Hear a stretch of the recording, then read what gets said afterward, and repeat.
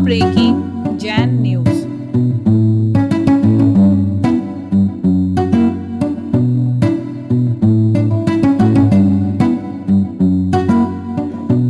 किरण जी आसाम से पूछ रही महाराज जी नमोस्तु। मैं अगले भाव में किस गति में जाऊंगी, ये किस आधार पर सुनिश्चित होगा, और मैं किस गति से आई हूँ, क्या इसका अनुमान अंदाजा लगाया जा सकता है क्या? बहुत अच्छा प्रश्न किया है। आपको ये चिंतन बार बार आता होगा कि हम जाएंगे तो कहाँ जाएंगे, और आए हैं तो कहाँ से आए हैं, और अभी हम क्या हैं क्या नहीं है। आप चिंतनशील हैं। देखिए, आगामी काल में हम क्या बनेंगे ये हमारे पुरुषार्थ पर डिपेंड करता है। सदा जिनके परिणाम अत्यंत शुभ बने रहते हैं, शुभ परिणामों के शुभ परिणामों का फल दो तरह का है। शुभ परिणामों से जीव मनुष्य गति में भी जाता है, और ज्यादा ही कुछ शुभ किया है तो देव गति में भी जाता है। अशुभ भावों का फल, अब देखिए, शुभ और अशुभ भावों को लेकर के तो आपको टेस्ट करना है। हम दिन भर, आज के दिन हमारा शुभ में गया कि अशुभ में गया, ये लेखा जोखा करना तो पड़ेगा। और पूरी जिंदगी का लेखा जोखा निकालो। ऐसा कुछ एक डायरी बना लो तो आपको पता चलेगा कि हमको देव गति होने वाली है, या मनुष्य गति होने वाली है, या त्रियंच गति, या नरक गति।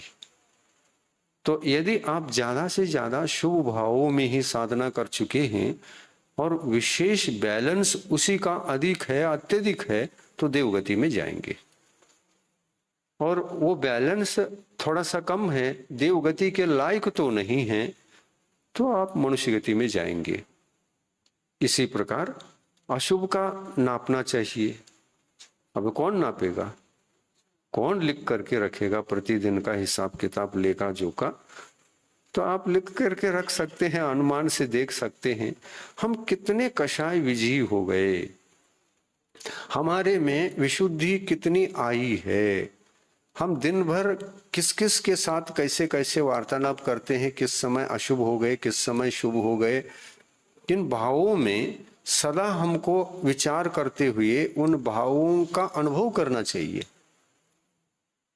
और जिन भावों का अनुभव हमारे लिए होगा वो याद रहते हैं। इतने समय तक मुझे क्रोध आया था, गुस्सा आया था, लोभ का उदय था, अहंकार आया था, इतनी इतनी बार अहंकार आया, ये सब ध्यान तो रखना पड़ेगा।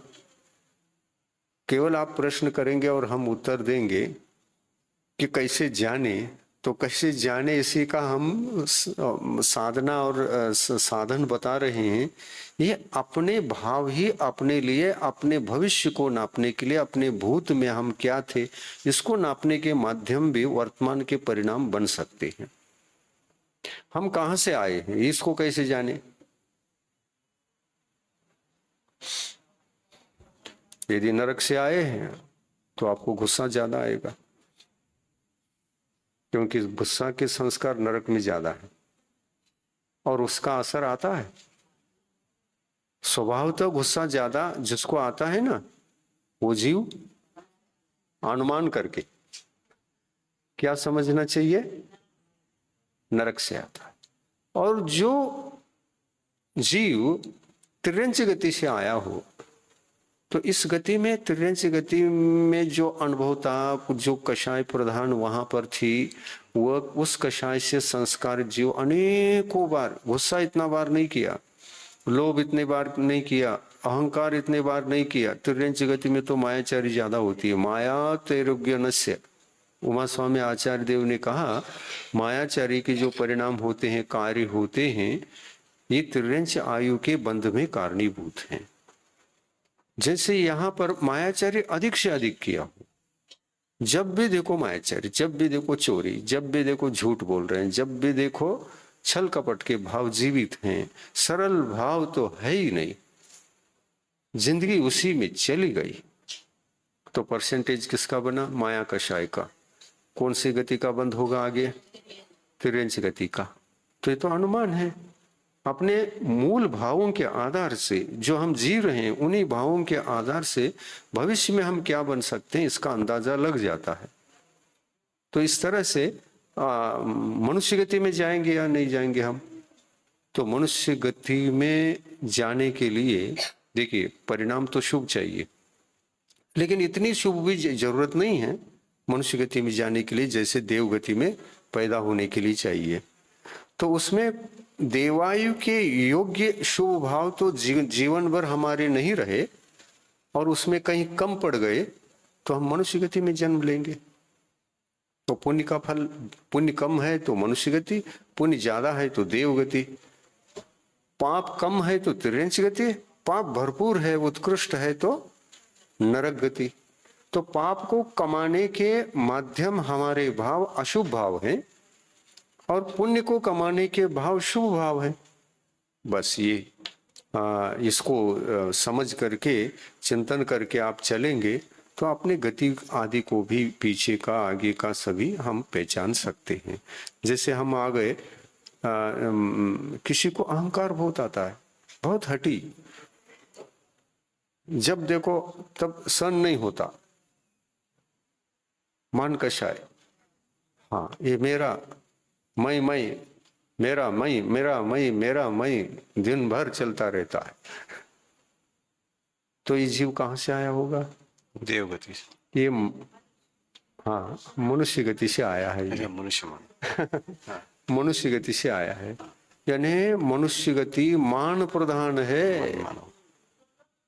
मान के लिए मरता है ये। जरा भी अपमान सहन नहीं होता। जहां जाओ सम्मान तो चाहिए, लेकिन खुद किसी का सम्मान नहीं करेगा। खुद का सम्मान सबसे चाहिए, लेकिन किसी का सम्मान करना नहीं जानता। सम्मान वही कर सकता है जिनमें नम्रता होती है, मान कषाय नहीं होती है, वो दूसरे का सम्मान भी करता है, दूसरे को झुकना भी जानता है। ये लक्षण जो है, अगर मान कषाय से पीड़ित है मनुष्य, बार बार गुस्सा इतना नहीं करता, मायाचारी भी इतना नहीं करता, कहता है मैं जो कहता हूं मुंह पर बोलता हूं, तो ये कौन सी कषाय दिखाई देती है इसमें? मान कषाय। मैं छिपाता नहीं हूं, मैं क्लियर कट हूं। हाँ ठीक, क्लियर कट है, छिपाते नहीं हो, तिर्यंच गति से नहीं आए आप। कहां से आए? बोले मुंह पर बोलता हूं, ये कौन सी कषाय? मान कषाय। ऐसा जीवन में बार बार मान कषाय जिसको सताता है, वो निश्चित रूप से मनुष्य गति से आया है, ये पता चलता है। तो इस तरह से पहचान के उपाय हैं, नहीं है ऐसा कुछ नहीं है। ठीक है। नमोस्तु महाराज जी। महाराज जी मेरा प्रश्न है कि जैसे कोई ब्रह्मचर्य व्रत लिए हैं और यदि अस्वस्थता में अपने बेटे या किसी से भी अपने माने वैयावृत्ति के रूप में कुछ भी ऐसा कार्य करवा सकते, तो क्या उसको दोष फिर से पूछिए। यदि कोई माने व्यक्ति ब्रह्मचारी व्रत लिए हैं और ब्रह्मचारी व्रत में यदि कोई अपने बेटे से या किसी के द्वारा अपनी वैयावृत्ति के रूप में हाथ पैर दबवा सकता है, तो उसको कोई दोष तो नहीं लगेगा? देखिए, यदि परिणामों में चंचलता है, दोष तो लगेगा, क्योंकि भाव न बिगड़े इसलिए स्पर्श आदि नहीं करना है, वैयावृत्ति आदि नहीं करवाना है। और वैयावृत्ति करने के बाद भी अगर हमको कोई भाव नहीं होते तब भी दोष है, क्योंकि स्पर्श मात्र को भी कुशील कहा है। तो सेवा छोड़ सकते हैं क्या? नहीं, ऐसा भी नहीं। परिस्थिति अगर छूने की है तो छू लीजिए, लेकिन दोष तो है। आपको प्रतिक्रमण दोनों तरफ से करना पड़ेगा। भाव हो तब भी और भाव न हो उस पक्ष में भी दोष तो लगता है, उसका प्रतिक्रमण प्रायश्चित करना ही पड़ता है। ये महाराज